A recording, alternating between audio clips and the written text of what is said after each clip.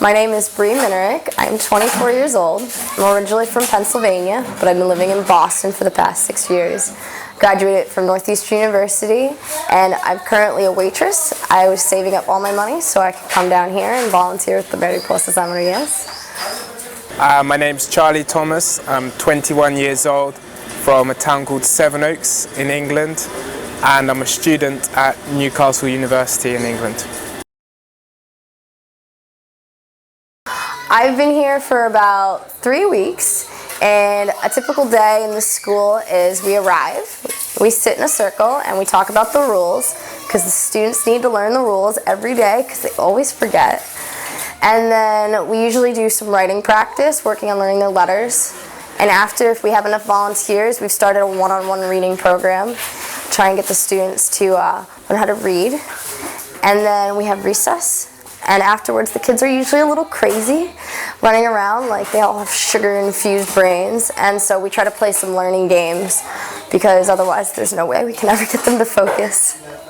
I've been here since October of last year, and a typical day involves meeting up at around, well, it depends what day, but we sometimes have a meeting, and then after that we'll go into Oasis for about 2 hours and teach a range of things to the kids. We've tried to create a timetable, so Monday, for example, is language, Tuesday's maths, Wednesday art, Thursday sport, and Friday, if they've been good during the week, a bit of fun time, so to speak. So that's a normal day. They're quite crazy. The kids are full of energy. Sometimes the volunteers are full of energy, and other days they're not full of energy. But it's been a very interesting and positive experience. Best thing about volunteering at the foundation is definitely the kids, like so. They're wonderful. It's just so great getting to see them smiling every day. The thing I've definitely learned the most is patience. Patience, patience, patience, and learning to communicate even when you have language barriers, and even when the kids really don't want to listen. Sometimes just making them understand that, no, it's time, you need to listen to me, and you need to do this, otherwise we're just going to sit here forever. Well, it's getting to meet a whole range of people in the barrio. I mean, the barrio has a bad reputation from outside, but inside the people are very welcoming. The adults are, and the kids are.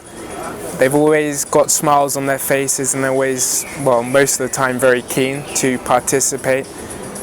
But being a volunteer, it's been great to meet lots of people from, all around the world, from Australia, New Zealand, England, wherever. And it's been really good to all come together, try and think of things to do, plan them, and see how they turn out.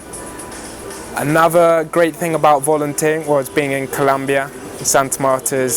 I've been here for now 8 months. At first I think, oh God, what is this city? And now I absolutely love it. It's a great place to be, and the sun shines, and it's just a very great city to be in. Do it! Come here as quickly as you can for as long as you can.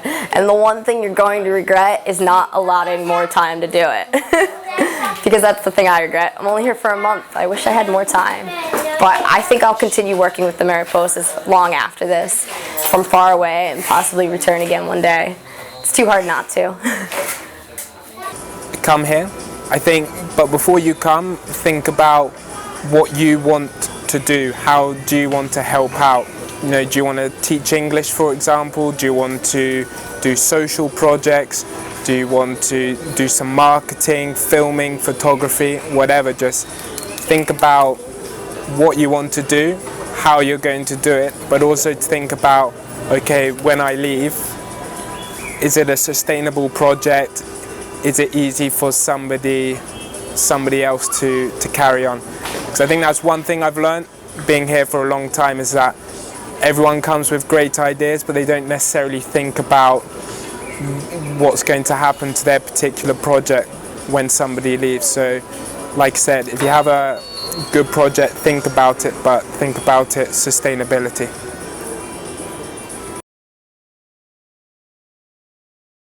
My Spanish wasn't great. I have basic knowledge. My hardest part is understanding the real little ones because they mumble a lot. I mean, it's difficult to understand little ones in English, let alone little ones in Spanish. I think it's important to learn some basic phrases, you know, at least to like control the classroom. If your Spanish isn't great, don't expect to be the main teacher. Expect to be a teacher's assistant and be willing to learn as much as you can. I would not say don't do it because you don't speak Spanish well, because the kids need it, but at the same time it's definitely better if you speak more Spanish. It'll definitely be a lot greater help to the kids. It's my one regret, and some of the other volunteers' regret, that our Spanish isn't that great, so sometimes we do have a very difficult time communicating and helping them on other levels other than just learning the alphabet, and learning their numbers, and learning the days of the week. Well, I'd like to think my Spanish was quite good because it's what I study at university. So I sort of got sent to Colombia to improve my Spanish. It's quite difficult on the coast because of the costeño accent. It's pretty difficult to understand.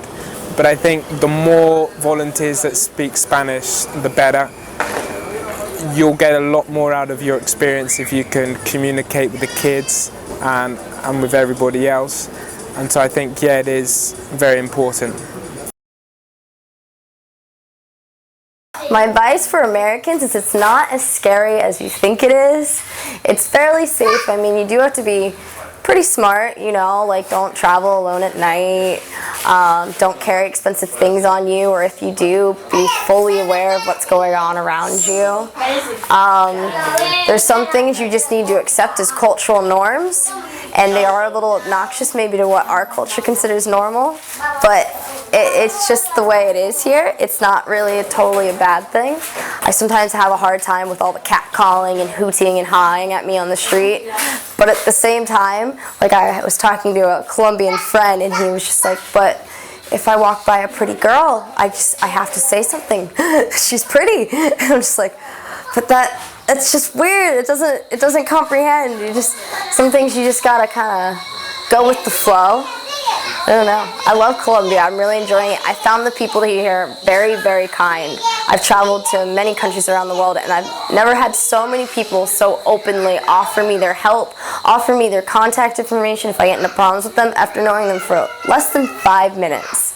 It's been a fabulous experience, and I highly recommend it to anyone.